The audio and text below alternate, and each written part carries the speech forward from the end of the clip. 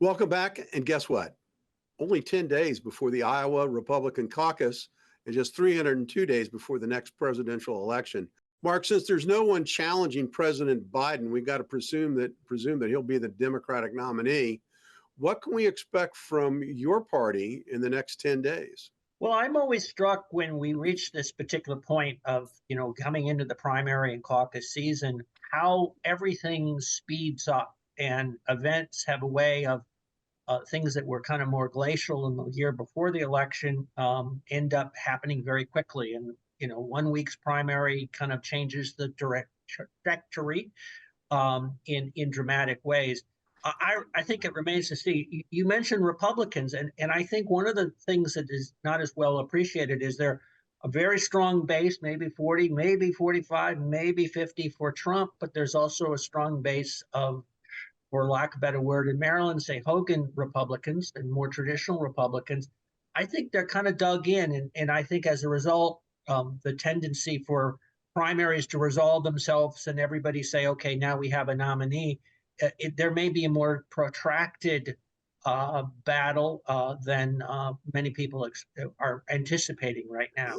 Mark, that might be true, but look at a guy like Tom Emmers of Minnesota, who just came out and endorsed Trump after Trump tried to defeat him in the last election. I mean, I'm disappointed, frankly.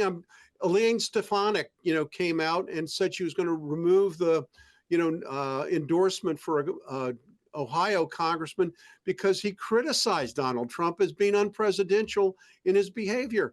I mean, this is nuts. I don't, Casey, the answer I think is I don't think that the office holders are the best indicator of that, particularly those office holders that have primaries that they're more worried about than general elections. And so there's a little of self-preservation that's going on some of those choices.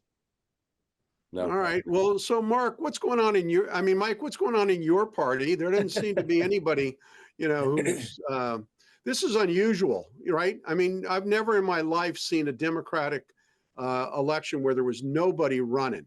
I mean, and maybe it goes back to Carter, when Carter was running for re-election and Ted Kennedy challenged him, and they blamed Kennedy for Jimmy Carter's loss. I mean, what's going on in your party? I think that's a real scenario. I think that Biden beat Trump. I think polling numbers I recognize today don't show that, but we've all seen over the last 8 years the polling numbers are going a whole lot of different directions than we once thought they did. And I think that Mark is right that you've got a lot of people that are dug in a lot of different directions, that until we kind of get to a point that says here's who we have on the playlist, that I'm not just necessarily sure you're going to be able to say what side people are really on. And so I think that, I think people are coalescing behind the president. And I think that, I don't know, I'm sure that makes sense. I think both of these candidates are too old for where we are. And I think we need to have something that looks different as if we're going to lead our country in a different direction. That being said, we are down the road that we're down. And I think that in order to ensure that Trump doesn't win again, the conventional wisdom is saying that you get behind Biden. That being said, I think there are a lot of issues out there that are still going to come in and have a significant impact over the course of the next 10 months. And I think that Mark is right. Things move quickly. And I think there's a lot of potential things there's a lot of shoes that are going to drop that could have a significant impact, that it's just going to be really hard to sit here today and anticipate which one of those is going to be the thing that created the chaos that we're going to be facing. Well, I mean, what's fascinating is that, and we all see this. I mean, every time that there's an indictment or some kind of decision that's unfavorable to Donald Trump, seems to get stronger. Mark, today is Friday, and President Biden has pushed up his speech at Valley Forge, where he will again attack the MAGA Republicans as being the danger to democracy. Is that the right strategy, do you think, for the Democrats to take? Well, I'm probably the wrong person. I'm going to ask both of you this question. Yeah, quite smart. I always hate it when Democrats give us, quote, good advice. But listen, it probably makes sense for him to do that. I think we'd expect to it. I do think Democrats have tended to think it's a little like playing Jenga. You know, that this expectation for the last 8 years now that if you just pull one more block out in this edifice, that Trump will come tumbling down. And I think it ignores the fact that much of the bad news, negative information, that's all baked in. People know it, and many of the people who support him simply are at this point they're basically expect the institutions that are assembled against the former president to do what they're doing, and it doesn't really have the consequence that